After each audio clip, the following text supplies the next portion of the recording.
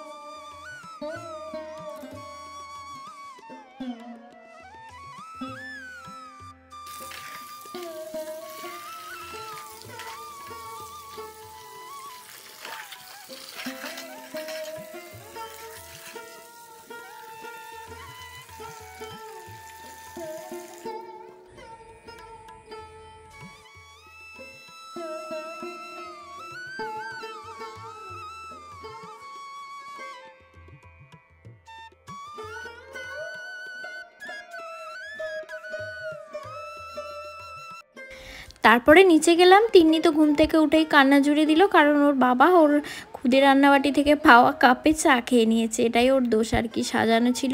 ওর বাবার কাপটা খুঁজে পাচ্ছিলাম না, সেই জন্য তো দিয়েছিলাম। যেহেতু রবিবারের বাজার, তো বাবা দেখো এখানে নানান রকম চুনো মাছ নিয়ে চলে এসেছে। মা এদিকে বাঁচছে, পিসিও কাজে চলে এসেছে তখন। তারপরে আমি একটু বিছানা টিছানাগুলো গুছিয়ে নিচ্ছি। তো দেখো এখানে আমরা সবাই মিলে শুই, এসি চলে। শীতকালেও কম্বল গোছাতে হবে, আবার গরমেও আমাকে কম্বল গোছাতে হবে। তো যাই হোক, একে একে সমস্ত ঘরের বিছানাপত্র গুছিয়ে নিয়ে তারপর একটু মোছামুছি করে নিলাম।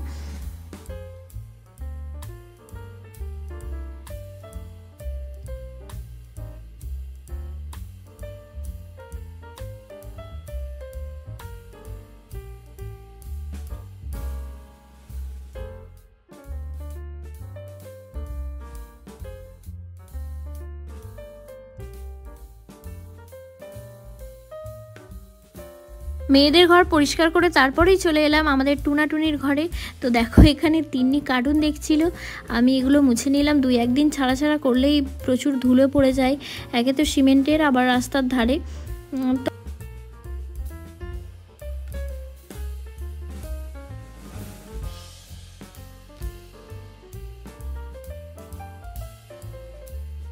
আমার ঝাড়া মোছা এখানে কমপ্লিট। তো একদিন করে এক দিকটা করা হয়, একই দিনে সব দিকটা করা সম্ভব হয় না।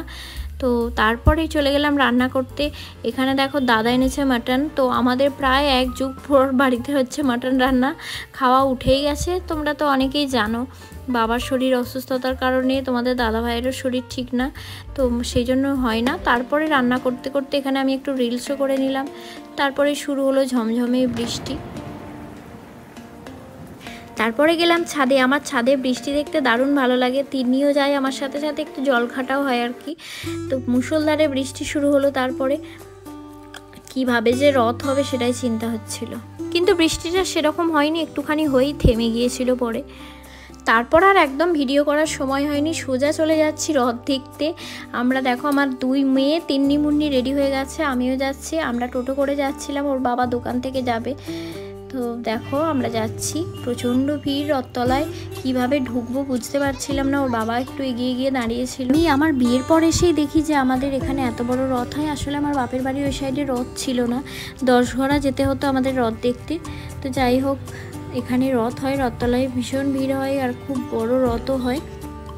রথ টান দেখতে গেলে বিকেলের দিকে আসতে হবে, তো মেয়েদের নিয়ে আর আসা সম্ভব হয়নি, প্রচুর ভিড় থাকে।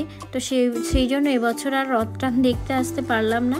তোর বাবা আমরা ভিতর দিয়ে অন্য রাস্তা দিয়ে যাচ্ছিলাম, এত রাস্তায় ভিড়, রথতলা অবধি পৌঁছানোর ক্ষমতা ছিল না। তারপর গিয়েই গেলাম সোজা রথটার কাছে। তিন্নি গেল, মুন্নি তো ভয়ে উঠতে চাইল না, খুব ভীতু।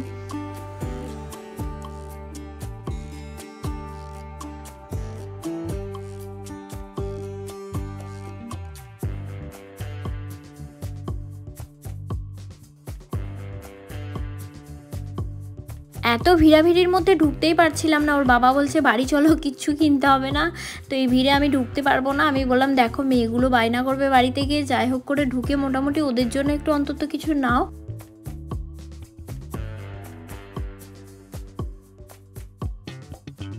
অনেকটা ভিড় ঠেলে তারপরে মেয়েদের নিয়ে পৌঁছে গেলাম মেলার মধ্যে। তো আমার ছোট মেয়ে তো বায়না করছিল কিছু না কিনে দিলে বাড়িতে এসে তুলকালাম করবে, তো যাই হোক ওদের নিয়ে ঢুকলাম। মুনি তো কোনো বায়নাই করে না, ওকে মানে দিলেও খুশি হয়, কিন্তু ও নিজের থেকে এটা নেব ওটাও বলে না। এটা দামটা ঠিক করে বলো না গো। হ্যাঁ বলো, ঠিক করে বলো, ঠিকঠাক বলো। তুমি আজ থেকে বসছো না, আমি ছোট থেকে তোমাকে দেখছি, আমার বাচ্চা হয়ে গেছে।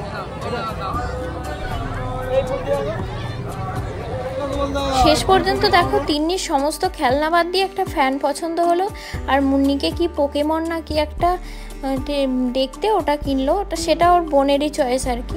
তারপর কিছু সংসারের টুকিটাকি ফুলদানি আরও সাজানোর জিনিস সেগুলো সব কিনলাম। অত দেখানো সম্ভব হয়নি, আর মেলার ভিড়ে ভিডিও সেরকম কিছু করতে পারিনি। তারপর শেষে ফুচকাই খেতে গেলাম একটা ফাঁকার মধ্যে ফুচকা খেতে গিয়ে দেখছি ফুচকা কাকুর কাছে সব ফুচকা শেষ। বললাম যেটুকু আছে সেটুকুই দাও, রথ দেখতে এসে ফুচকা না খেয়ে তো যাওয়াই যাবে না। তো যাই হোক সবাই ফুচকা খেয়ে বাড়ি এলাম। ভিডিওটা এখানেই শেষ করছি, দেখা হচ্ছে নেক্সট ব্লগে।